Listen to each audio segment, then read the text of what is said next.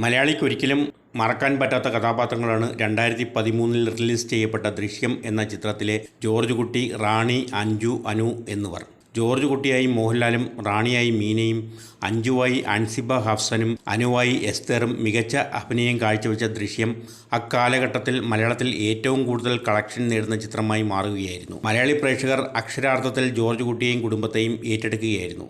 അപ്രതീക്ഷിതമായി വന്നുയർന്ന ആപത്തിൽ നിന്ന് തൻ്റെ കുടുംബത്തെ ഏതു വിധേനയും രക്ഷിക്കാൻ ശ്രമിക്കുന്ന നായകൻ്റെ പോരാട്ടത്തിൻ്റെ കഥയാണ് ദൃശ്യം. അതിൻ്റെ തുടർച്ചയായി ഇറങ്ങിയ ദൃശ്യം 2-ഉം പ്രേക്ഷക മനസ്സ് കീഴടക്കിയ ചിത്രമായിരുന്നു. 2019 ഫെബ്രുവരി 19 ആമസോൺ പ്രൈമിലൂടെയാണ് ചിത്രം റിലീസ് ചെയ്യപ്പെട്ടത്. ഇപ്പോഴിതാ ജിത്തു ജോസഫ് ദൃശ്യത്തിൻ്റെ 3-ാം ഭാഗവുമായി എത്തിയിരിക്കുകയാണ്.